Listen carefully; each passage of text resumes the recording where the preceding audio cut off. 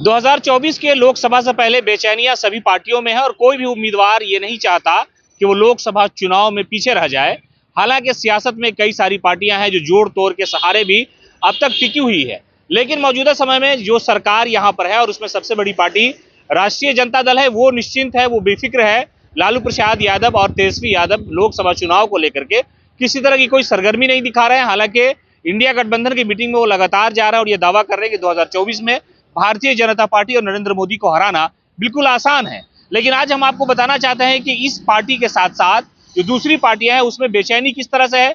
सीटों के बंटवारे को लेकर के जनता दल यूनाइटेड के मौजूदा जो मेंबर ऑफ पार्लियामेंट हैं उनको चिंता इस बात की है कि शायद उनका टिकट कट जाए, लेकिन आरजेडी की अगर बात की जाए तो बेचैनी नहीं है।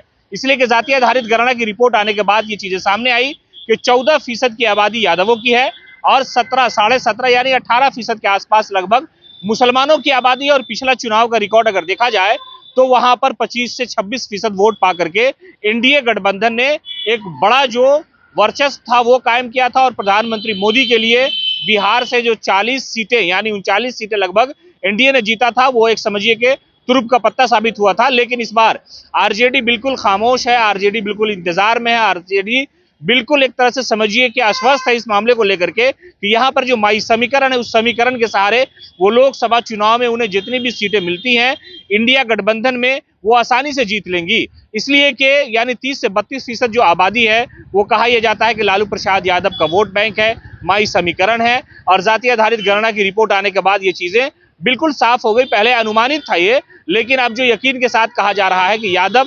14% और मुसलमान 18%, ये कुल मिलाकर के 32% के आसपास वोट बैंक है आरजेडी के पास। इसलिए आरजेडी आश्वस्त है, एकदम इंतजार में है, खामोश है। लालू यादव की कोई एक्टिविटी नहीं है।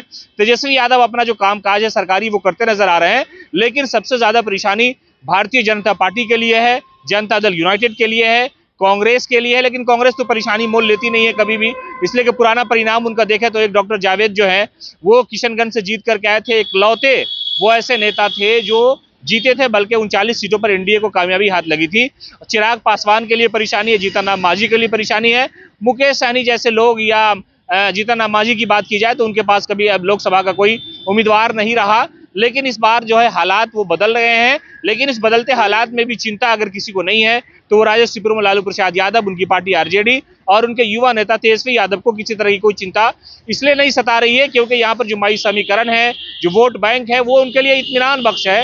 वो ये सोचते हैं कि यहाँ पर 32% वोट अगर मेरे पास है, 30-28% वोट अगर आ जाता है लोकसभा में तो हमारे जितने भी उम्मीदवार होंगे वो माई समीकरण के सहारे यानी मुसलमान और यादव के सहारे जीत जाएंगे। और बाकी 1-2% जो वोट है वो इधर उधर से पिछड़ा का या वो जो उनका दावा है कि हमारी पार्टी एडुजेड की पार्टी है वहां से आ सकता है। लेकिन चुनाव के इस घमासान में और चुनाव के इस चिंतन में लालू प्रसाद यादव और तेजस्वी यादव बिल्कुल खामोश है और एकदम समझिए कि राजनीति का मजा ले रहे हैं और उन्हें कोई चिंता नहीं है। चिंता इसलिए भी नहीं है क्योंकि माई समीकरण की जो रिपोर्ट आई उस रिपोर्ट से लालू प्रसाद यादव, तेजस्वी यादव और उनकी पार्टी बिल्कुल आश्वस्त है इस बात को लेकर के कि आने वाले चुनाव में उन्हें जीत हाथ लगेगी।